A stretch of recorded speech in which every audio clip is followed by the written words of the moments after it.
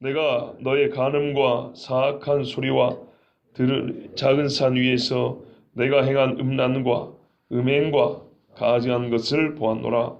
화 있을진저 예루살렘이여, 내가 얼마나 오랜 후에야 정결하게 되겠느냐 하시니라.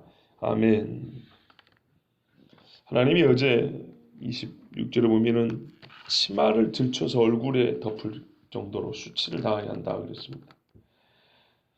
하나님이 이 치마를 올리는 수치를 유다와 예루살렘의 죄악을 보여주시는 표로 삼았는데요. 하나의 비유로 삼았는데, 이것이 바로 그 교만과 함께했던 영적인 간음을 얘기합니다. 영적인 간음. 그래서 그 간음한 범죄를 들춰내는 것을 비유하기를 치마를 들쳐서 수치를 드러내는 것으로 이렇게 말씀을 하신 겁니다. 우리가 지금 이제 시간 관계상 이렇게 나눠 있지만 사실은 이게 27절까지 한꺼번에 봐야 되는 말씀이거든요. 그렇게 보면 연결이 되죠. 우상은 교만한 마음에서부터 시작하고, 우상 숭배는 신랑을 버리고 다른 남자와 간통하는 여자와 같아서 간음이라고 해서, 그러니까는 간음을 빗대어서 우리에게 그 죄의 실상을 가르쳐 줍니다. 그래서 하나님께서는 그 우상을 파괴하고 우상 숭배하는 자들을 벌하시는데, 그 벌함을 그 간부가 현장에서 간음하다가 들켜서 갖고 잡혔을 때 그 당하는 수치, 그것을 가지고 빗대어서 오늘 우리에게 죄를 들춰내 보여주시는 겁니다. 근데 하나님이 참 성경에 보면요, 저를 뭐라 하실 게 아니고 너무 리얼해요. 그래서 꾸며 쓴 글이 아닙니다. 있는 그대로 그냥 하나님 말씀하신단 말이에요. 오늘도 사실 그래요. 번역 또는 말을 좀 약간 우회적으로 표현하는데, 있는 그대로 읽으려면 이렇게 읽는 겁니다. 한번 설명을 해드릴게요. 하나님이 정말 우리 그런 거 있잖아요. 알지만 차마 입에 담기 어려운 이야기들 있잖아요. 근데 오늘 하나님이 그걸 하시는 거예요. 그러니까. 왜냐하면 그렇게 해서는 살려야 되니까. 여러분, 그 병원 와서 대장 내시경 하면 어떻게 해야 되죠? 뭐 약을 먹고 뭐 장에 있는 걸 다 깨끗하게 비우는 거 말고, 의사 앞에서 옷을 다 벗고 자기 항문을 의사 쪽으로 내놓고 이렇게 누워야 되잖아요. 그래야지 의사가 비닐장갑 끼고 막 이렇게 하잖아요. 그죠? 참 창피하지만은 왜 합니까? 혹시 병이 있어서 죽을까 봐 하는 거죠. 예. 저도 옛날에 12년 전에 시질이 있었어요. 그때 스트레스 좀 많이 받고 신학교를 막 가가지고 공부한다고 좀 앉아 있었더니, 야, 엄청나게 힘들더라고요. 화장실 일 보기도 힘들 뿐만 아니라 너무나 아파요. 학교에서 맨날 쪼그려 공부해야 되는데, 그래가지고 이제 병원을 갔어요. 근데 여자 간호사도 있는데 거기서 내가 그래도 총각인데 말이죠. 이게 보통 창피한 게 아니에요. 그런데 왜 합니까? 낫을 하니까. 병을 고치려니까 어쩔 수가 없어요. 성경에 그러잖아요. 12년 혈루병 걸린 여인이 의사에게 제사를 다 갖다 줘도 고치지 못하였더라. 창피하고 재산 다 날리고 해도 아무짝에 쓸모없었던. 물론 저는 그때 수술하지 않고 참 하나님 은혜로 낫게 됐습니다. 근데 이제 그와 같이 참 창피하지만은 살아야 되고 병을 고쳐야 되니까 어쩔 수 없는 것처럼, 우리가 사람 앞에 그런다면 하나님이 우리에게 하시는 말씀은 너무 그렇게 강단에서 저렇게 너무 저런 얘기 안 했으면 좋겠어, 저한테 뭐라 하지 마시고, 병원의 의사 앞에 가서 우리가 벗은 몸을 볼 수 있다면 하나님 앞에는 이미 우리가 다 보이고 있는, 그렇죠? 저를 뭐라 하지 마시고 성경대로 보겠습니다. 오늘 이런 말씀이에요. 참 말에 입에 담기 좀 어렵긴 한데 말씀대로 하면 두 마디로 요약이 되거든요. 오늘 27절의 전반부 화 있을진자 앞에까지 두 마디 어떻게 하냐면 나는 들었다, 그리고 내가 보았다 입니다. 뭘 들었냐면 이 부인이 다른 남자하고 잠자라면서 내는 소리를 들었다는 얘기예요. 그를 남편이 그 현장을 덮쳤는데 그 소리를 듣고 그 부인이 내는 소리를 듣고 자기 부인 줄 알고 덮쳤다고 생각을 해봤어요. 거기서 살인 안 나면 다행입니다. 너의 간음과 사악한 소리, 그런 이야기입니다. 그 야릇한 소리를 이스라엘이 하나님 귀에 들리게 한 거예요. 참 창피하죠? 그렇죠? 그런데 그것이 부족하다고, 아니면 그걸 더 원한다고, 은밀한 골방도 아니고 자기 집에 소위 우상숭배하는 어떤 이 한정된 밀폐된 공간이 아니라 사방이 확 휜 산 위에 올라갔어. 그 다음 이야기입니다. 들의 작은 산 위에서 내가 행한 음란과 음행과 가증한 것을 보았노라. 산 위에서 하면 누가 못 보겠어요? 이게 대놓고 하나님을 욕보이는 거하고 똑같습니다. 여기서 욕보이는 하나님의 이름을 불명예스럽게 하나님의 이름을 모욕하는 거죠. 마치 어떤 거냐면요, 성경에서 유사한 사건 하나 들자면 압살롬이, 다윗의 셋째 아들 압살롬이 반역하여 아버지가 두고 간 후궁 10명을 성벽 위에다가 천막을 치고 벌건 대낮에 돌아가면서 강간을 했어요. 아들이 작은 엄마 10명을 강간한 거예요. 왜 그랬습니까? 그리하면, 그걸 계략이라고 가르쳐준 아이도벨의 말에 하면, 그리하면 이스라엘이 압살롬 당신은 아버지와 원수인 줄 알리이다. 둘 중에 하나 정하라, 이런 말이에요. 지금 도망간 내 아비 다윗을 따를 거냐, 아니면 새로 왕이 된 나 압살롬을 따를 거냐. 백성들이 얼마나 헷갈리겠어요. 왜? 하나님이 다윗과 언약을 맺었고요, 다윗과 함께한 걸 봤거든요. 일생에 함께하신 다윗을 봤단 말이에요. 하나님이 함께한다고. 근데 이 역적 압살롬을 따르자니 이게 양심상 할 일이 아니잖아요. 그런데 당장 어떻게 해요? 압살롬이 하는 짓을 보니 목이 달아나 생겼어요. 지금 당장 결정을 내리라고 재촉하고 있잖아요. 뭘로요? 자기 아버지와 나는, 그러니까 압살롬과 다윗은 건널 수 없는 강을 건너버렸다고. 이제 우리 사이에는 화해가 뭐가 없는 거니까 알아서 하라고. 이때 많은 사람들은 압살롬 편에 들었고요, 우리가 수요일 밤에 들은 대로 그 기드론 시내를 건너 감람산까지 맨발로 다윗과 함께 울었던 백성은 같이 갔습니다. 그런데 놀라운 거는 성경 자세히 보면 거기에 뭐냐면 브렛 사람, 그렛 사람, 블레셋 사람, 가드 사람. 가드는 블레셋의 5도시 중에 하나단 말이에요. 이방 사람들이 많아요. 그 중에 어떤 군대는 어제 다윗의 군대로 편입되잖아요. 어제 다윗이 그래요. 너는 어제 왔는데 하필 오늘 이 반역이 나가지고 나와 함께 고생을 하냐. 그러지 말고 너는 그냥 가라 그랬는데, 아닙니다. 우리가 왕과 함께 죽겠습니다. 이렇게 충성스러운 거예요. 참 재밌죠. 유다 입장에서 이방인들이 대부분 군대가 이방인데 하나님의 사람 다윗에게 충성해온 사람들이. 참 성경이 우리에게 가르쳐주신 영적인 교훈들은 보고 들으면 들을수록 정말 놀라울 뿐입니다. 우리가 좀 들어야 될, 귀담아 들어야 될 일이 너무너무 많아요. 당연한 이야기지만서도 마치 그런 겁니다. 압살롬이 대놓고 아버지의 첩 10명을 강간할 때 그것은 아버지와 어떻게 해요? 칼을 겨눈 사이가 됐다는 것을 만천하에 공개하고 공포하고 둘 중에 하나를 택하라는 말과 같거든요. 지금 이스라엘이 뭐 했다고요? 산 위에서 하나님 보기에는 어떤 거예요? 부인이 다른 남자하고 남편 보는 데서 벌건 대낮에 백주대낮에 어떻게 해요? 사람들 다 보는 언덕벽에서 천막 쳐놓고 그 짓을 하고 있는 거하고 똑같다 이 말입니다. 하나님 어쨌다고요? 봤다는 거예요. 내가 들었고 내가 봤다. 뻔뻔스럽게 음행을 행하고서도 그게 부족하다고 산 위에와 산당에서 열심히 음란한 짓을 더했습니다. 즉 우상숭배했다는 얘기입니다. 그런데 우상숭배, 고대의 우상숭배 의식에는 대개 음란한 짓이 동반됩니다. 그러니까 두 가지를 다 말하는 겁니다. 여러분 우리 바알볼 사건 아시잖아요. 바알볼.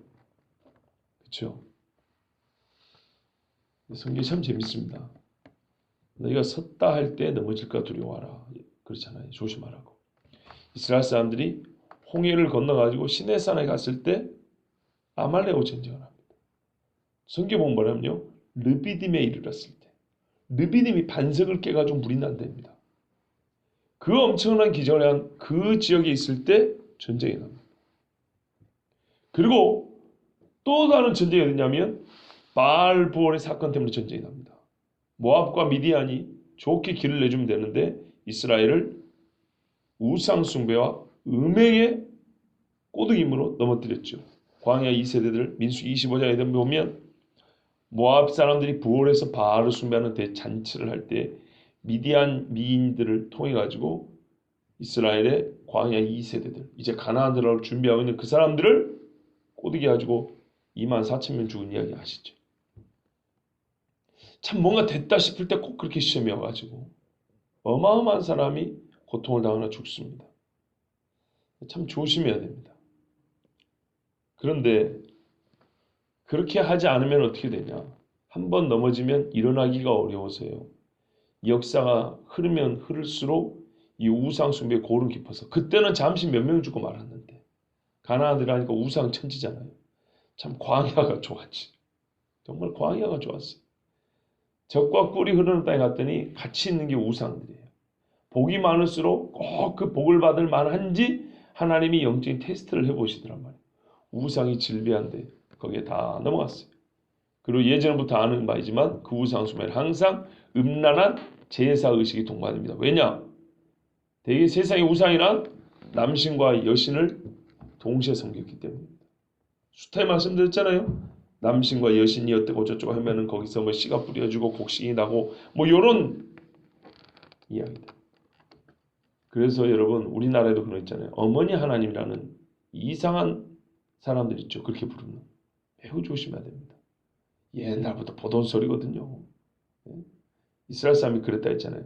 바알의 아내 아세라를 불러다가 원래 바알하고 아세라 이렇게 신상 두 개 세워놓는데 어떤 동네 가니까 바알을 없애있다가 하나님 신상 하나 거짓말을 세워놓고 아세라하고 딴딴한 결혼시킨 데도 있다고. 이렇게 음란하고 악하고 더럽게 우상 숭배를 했어요. 그리고 그와 같은 짓을 할 때 동시에 음란한 행위를 같이 했어요. 그러니 지금 이 말씀은 하나님이 들었다, 봤다라는 말씀은 전혀 틀린 말씀이 아니고 매우 정확한 말씀입니다. 그러면 이렇게 되었다면 하나님은 어떻게 말씀하셔야 되죠? 화 있을지어다. 말이 부드럽습니다. 화 있을지어다. 저주가 있을지어다. 우리가 마태복음 23장에서 이미 보셨죠. 바리새인과 서기관들에게 하나님은 우리 본문에는 많이 생략이 되어 있지만 원래 없음 그 자리에 뭐 있다고요? 화 있을진저 한 8번 나와 있습니다. 그렇게 되면 그 사람들은 구원의 가능성이 없다 그랬습니다. 화 있을진저 예루살렘이요. 실제로 화 있을진 다음에 예루살렘 어떻게 됐습니까? 다 무너졌죠. 네가 얼마나 오랜 후에야 정결하게 되겠느냐 하시니라. 여러분 우리가 보통 이런 뉘앙스를 참 하나님은 우리가 알아들을 수 있는 말투로 하세요. 우리가 어떤 사람이 한 번 잘못했을 때 이런 식으로 말 안 하죠. 그렇죠? 한 번 잘못하면 그거 다시는 하지 마 이런다고. 두 번 하면 하지 말라니까 그러네. 세 번 하면 진짜 한 번 더 하면 너 맞는다 이런다고요. 근데 하고 또 하면 나중에 어떻게 해요? 네가 언제나 그 짓을 안 할래. 네가 몇 살이나 먹으면 그 짓을 그만두겠냐. 이렇게 말하죠. 그러면 그 말은 동시에 그 전에 이 일을 몇 번 했다고요? 많이 했다. 몇 시간 했다고요? 오랜 시간 했다는 거예요. 네가 언제나 정결하게 되겠느냐. 이 말은 부정한 짓을 한 시간이 무척 길다는 얘기예요. 수백 년이죠. 솔로몬 때부터 따져봐도 얼마나 깁니까? 그 행위의 강도는요. 뭐 쉽게 눈에 띌 정도로 너무 눈에 띄게 일상적으로 한 거예요. 일상적으로. 하나님 말 무시하고 하나님을 죽은 신 취급하고 부정한 이 음란한 행위를 아주 많이 했어요. 오랜 시간 했어요. 그래서 하나님이 때가 돼서 어떻게 했어요? 화했을진저 너희는 이제 멸망이야. 사막의 바람에 날리는 건불같이 흩어버릴 거다. 이렇게 말씀했어요. 여기서 우리가 배워야 되는 게 있습니다. 이미 다 아시는 거지만 결론은 하나님이 기다리시는 때가 있다. 넘어가면 화 있을진저. 한마디지만 이거는 단호합니다. 예루살렘아 너에게 화가 있을지어다. 원래 이런 말입니다. 그런데 왜 사람들이 그 화가 있을 때까지 화를 기다리진 않을 텐데 왜 그때까지 시간을 그렇게 보낼까요? 얼마나 오랜 후에야 정결하게 되겠느냐. 하나님이 여전히 뭘 기다리십니까? 죄인의 참회와 회심을 기다리고 계시죠. 언제나 정결하게 되겠느냐 그랬으니까. 하나님이 아세요. 지금까지 행한 이 죄가 많고 그 시간이 긴 것처럼 네가 돌아올 날도 시간이 많이 걸리겠구나. 내가 지금 패망을 시키잖아요. 하나님 그죠? 그런데 이 사람들이 깨닫고 회개하고 돌아가기도 당장 되는 일이 아니고 시간이 많이 걸리겠구나. 그것도 우리가 알 수 있습니다. 제가 여기서 사마귀를 지져봤거든요. 이 가스렌지 지진 게 아니고 병원에서 레이저로 많이 지졌어요. 우리 누가부터 시작인지 모르는데 하여튼 몇 년 전에 정아가 손가락에 사마귀가 아주 좀 독하게 났는데 별의별 치료를 다 해서 지금 거의 없어졌어요. 근데 이제 그러다 보니까 우리 식구들도 좀 이렇게 좀 올맞나 봐요. 제가 사마귀 손에 난 거를 레이저로 몇 지져가지고 이제 손에 흉터가 좀 많이 생겼는데 의사 선생님이 그래요. 왜 이렇게 넓게 팝니까? 그걸 깊게 팝니까? 막 불로 그냥 확 보인 만큼 속이 깊습니다. 그러면 위에 요만큼 올라와 있으면 속에 그만큼 들어가 있대요. 뿌리가 깊다는 거. 그거 다 팔라니까 넓고 깊이 판다는 거예요. 그래서 요만한 사마귀를 레이저로 지지하면 이렇게 커갖고 살이 구멍이 뻥 나 있어요. 그런 겁니다. 하나님 앞에 우상숭배나 음란의 죄가 깊으면 깊을수록 그것이 뿌리 뽑히고 다시 새살에 돋아나기까지는 시간이 많이 걸립니다. 병이 오래되면 낫더라도 이전에 건강한 상태로 회복하는 데 시간이 많이 걸리죠. 우리 흔히 하는 말, 큰 수술하면 원기 회복할 때까지 시간이 많이 걸린다 그러죠. 영적인 문제를 가지고 눈 깜짝 사이에 다 되는 게 아닙니다. 우리가 처음 신앙생활을 똑바로 못 배우거나 좀 왜곡되거나 좀 삐딱하게 이렇게 치우쳐서 배우는 사람들, 그렇게 신앙생활 하는 사람은 정말 고치기가 어렵습니다. 최근에 그런 좀 안타까운 사례를 하나 접하고 있는데요. 눈에 띄는 현상은 이거 하나예요. 이것만 고치면 될 것 같아요. 그거 아니에요. 그거 아니에요. 우리 교회 그 젊은 집사님 중에 홍성준 집사님 아시죠? 이 친구가 척추가 휘었어요. 어릴 때부터 몸이 안 좋아 척추가 휘어가지고 무척 고생을 많이 했어요. 그런데 이거를 오래 치료를 해가지고 거의 폈어요.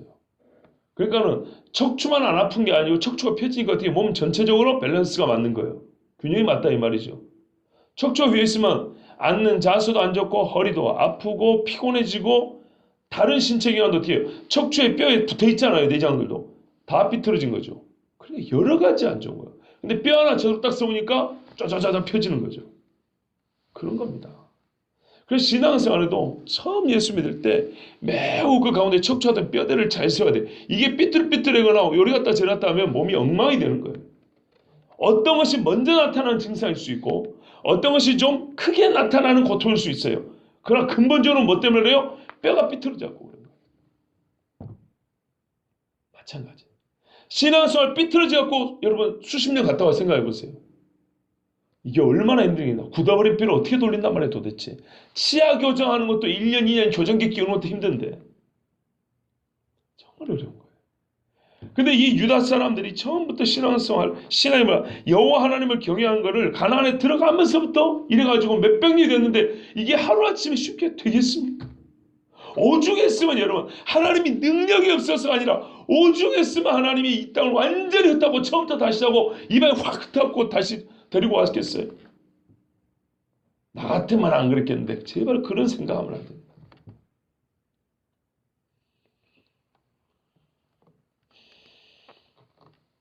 그리고 이 사람들이 말이죠. 스스로 정결하게 되기를 원하지 않았어요.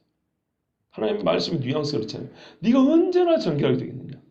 우리가 자식들한테 언제 그런 말해요. 도대체 말귀를 못 알아먹고 부모의 말을 원하지 않을 때, 부모와 같은 뜻을 품지 않을 때, 그죠? 꼭 딴짓한다 청개구리처럼. 그때 네가 언제나 이런 표현은 아직도 뜻을 돌이키지 않을 때예요. 행동만 바뀌는 게 아니라 마음이 안 바뀌었을 때예요. 딱 보면. 여기서 우리가 알 수 있는 게 있습니다. 사람들이 이렇게 말하죠. 나도 내가 깨끗해지고 싶고 손 씻고 싶고 새 사람 되고 싶어요. 나도 그걸 원해요. 그런데 뭐라고 말합니까? 조금만 더 있다가.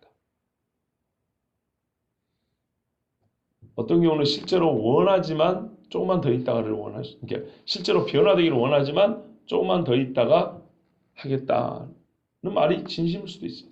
어떤 경우는 조금만 더 있다가가 사실은 하기 싫은 건데, 그죠? 변하기 싫은데 나는 변하기를 원해 놔도 조금만 더 있다가 원하는데 조금만 더 있다가 솔직히는 원하지 않는다. 변하기를 원하지 않는다. 1번. 2번은 진짜 변하기를 원하는데 진짜로 조금만 더 있다가. 사람마다 첫 번째일 수도 있고 두 번째일 수도 있죠. 근데 결론은 똑같습니다. 못 변합니다. 첫 번째는 일상적 변할 마음이 없기 때문이고 두 번째는 변하고 싶은데 조금만 더 있다가 하죠. 그 조금만 더 있다가 그 시간 하나님이 주실 것 같습니까?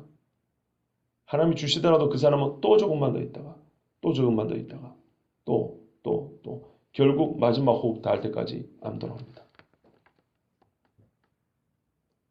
어떤 경우 하나님이 그 말 믿고 기다려주면 안 돌아옵니다. 오히려 하나님이 확 한번 쳐버리면 돌아올지 몰라도 조금만 더 있다가 다음에 그 다음에 마지막 호흡 끝납니다. 다음으로 미뤄도 정결하게 되는 일은 가능하고 늦지 않다고 판단한 사람의 그 판단은 어찌 믿을 수가 있습니까? 그리고 실제로 보십시오. 그렇게 말한 사람들이 때, 그들이 말한 그때, 다음이라는 그때, 실제로 그때를 찾고 죽은 사람 몇 명이나 봤습니까? 다음에 교회 갈게, 다음에 믿을게, 다음에 그래가지고 진짜 그 사람이 죽기 전에 나 예수님을 만났어. 이야 정말 예수 믿기 좋더라. 그러고 간 사람 몇 분이나 보셨습니까? 얼마나 정결하게 되던가요? 자기 입으로 자기 죄를 고백하고 예수를 주라 시인하고 예수님께 완전히 내 영혼을 의탁하고 부족함 없이 주의 말씀을 깨닫고 부족함 없이 주를 찬송한 후에 세상을 떠난 사람 몇 명이나 봤습니까? 그렇기 때문에 때를 미루는 자는 실제에 있어서는 정결하게 됨을 원하지 않는 것과 다를 바가 없습니다. 혹 마지막 호흡에라도 죄를 회개하고 예수 그리스도를 나의 구원자로 고백하고 죽는다면 다행이죠. 다행이지만 마지막에 오기까지 그 수십만 수천만 번 내뱉고 들이마시던 호흡 어디다 갖다 버려버린 겁니다. 죄를 향하여 내쉬어버렸고 악을 행하는 데 숨이 가쁘게 내쉬는 그 숨, 하나님께는 바쳐보지 못한 그 이 들숨과 날숨 안 아깝습니까? 결국 구원만 받으면 다인가요? 그 숨을 가지고 하나님을 찬송하지 못한 거 아깝지 않습니까? 예루살렘에 네가 얼마나 오랜 후에야 정결하게 됐냐? 다른 번역이 이렇게 말합니다. 네가 깨끗하게 되려 하지 아니하느냐? 언제나 한번 그리 되겠느냐? 심정이 훨씬 잘. 언제나 네가 한번 그리 되겠냐? 언제나 한번 정결하게 되겠냐? 한 번이라도. 하나님의 심정이 느껴지지 않습니까? 저도 말이죠. 이렇게 표현하면 언제나 우리 새벽 예배 한 20명씩 와볼까요? 네? 언제나.